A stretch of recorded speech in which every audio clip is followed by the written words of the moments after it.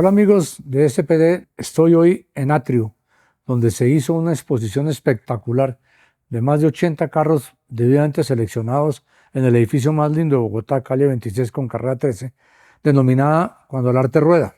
Aquí para mí esta presentación es Cuando los recuerdos ruedan.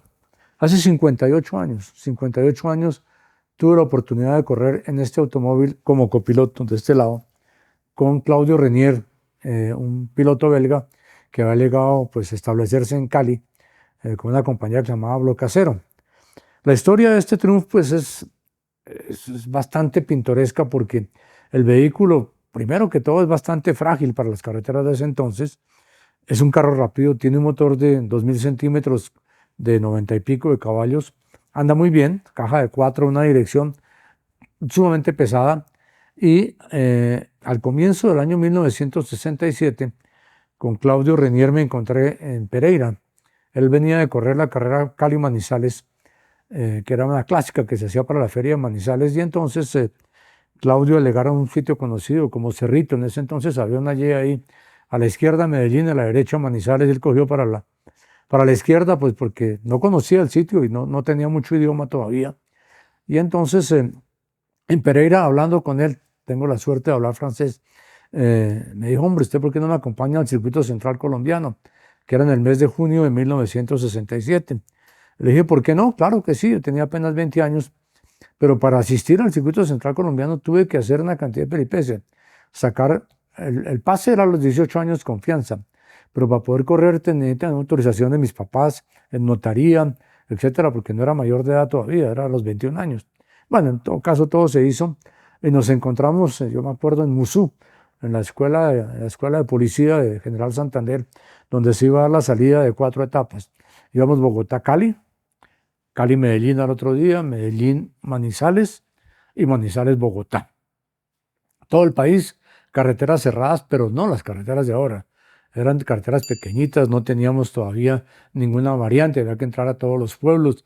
No existía, por ejemplo, la bajada de Bogotá hacia Girardot por Silvania, eso no existía. Teníamos que bajar por La Guadita, por Fusagasugá, en fin, era una peripecia. Y pues me encontré con Claudio y me dijo, bueno, aquí estamos. Y en este mismo carro teníamos entonces la capota dura, hardtop, no en esta, y la tenía instalada. Y el carro está pintado de amarillo con una raya negra, que eran los colores con los cuales Bélgica corría sus carros en los campeonatos del mundo.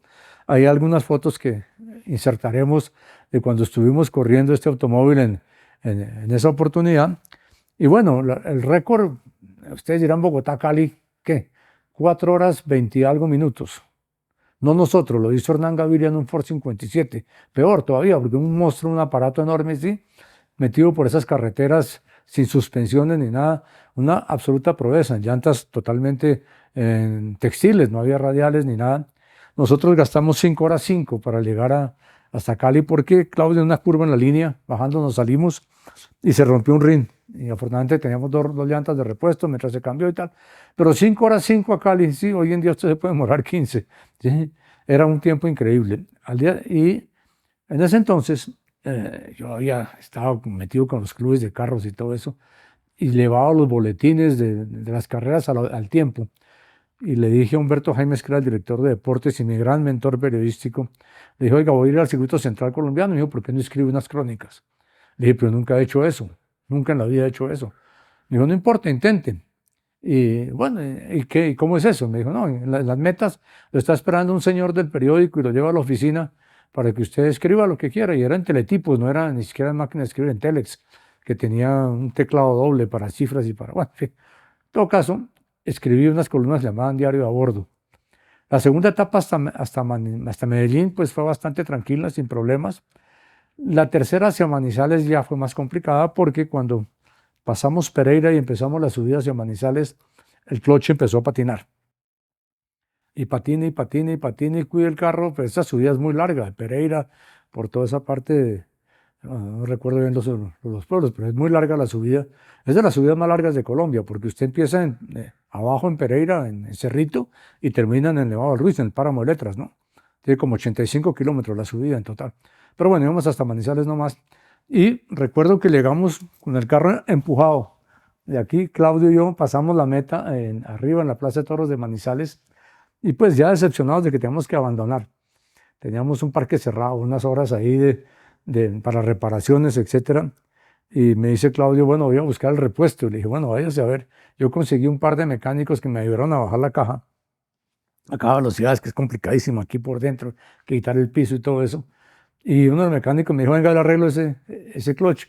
Y se fue, volvió con el disco como a la media hora, le cambió los asbestos por los de un microbús Austin que había en la época, que tenía el mismo tamaño, imagínense ustedes. Cuando Claudio llegó decepcionado que faltaba una hora para arrancar para el parque cerrado, que era ahí mismo, pues, para que no descalificara, me dijo, no, Clopa, no hay nada que hacer. Le dije, ¿cómo que no hay nada que hacer? Ayúdame a apretar, ya estamos montando la caja. Y empezamos a montar la caja y todo eso y salimos a la última etapa para Bogotá, pero yo no alcancé a poner bien todos los soportes, o dejé algo flojo o algo, y no alcancé a poner el túnel del piso, aquí adentro. Entonces eso se movía la lata y tal.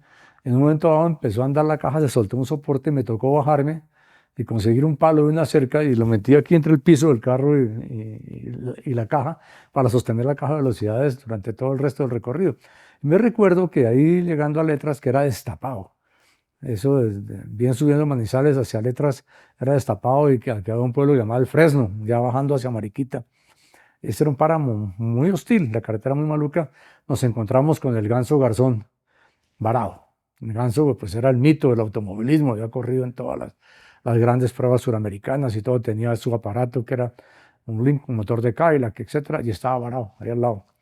Él corría de corbata, muy elegante de corbata y camisa blanca, siempre como si fuera una ceremonia para él. Y lo era.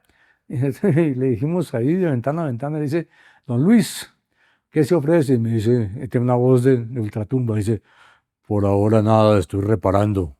Y le dije, ¿qué le pasó, Luis? No, se rompió un eje, pero estoy soldando. Nanzo llevaba una caneca de 55 galones de gasolina, más equipo de soldadura autógena y todo eso entre el carro. Imagínense lo que pesaba ese monstruo. Porque era pues la época de la gran aventura todavía. Muy bien, llegamos subiendo a Bogotá en el puente de Honda, que es un puente muy angosto, todavía está ahí, es de 2 carros nomás, ¿no? No sé si hay uno nuevo, pero en todo caso en la época era 2 carros, se atravesó un perro. Lo único que había, ni el perro ni nosotros teníamos escape y el perro pasó por encima del capó. Por ahí está la foto del carro todo descuadernado, porque se le abrió la trompa, bueno, en fin. Y cuando llegamos a Bogotá, pasamos la meta, ahí está la foto pasando la meta y me dice, yo creo que fue Gabriel Muñoz López o Carlos Arturo Rueda que estaban transmitiendo, y me dice, óigame, ¿usted sabe del Ganso Garzón? Le dije, pues yo lo vi hace 2 horas en Letras varado, estaba soldando un eje. Me dice, pues ya pasó por Facatativá. Y le dije, y llegó, a los 10 minutos le dije, don Luis, no, tocó apurarle porque eso hay que recortar caminos, eso por todas las cunetas, había que venir. Y el Ganso era temido porque él siempre venía por las cunetas y uno tenía que quitarse porque rompía los vidrios, la linterna, los radiadores de todo el que venía detrás.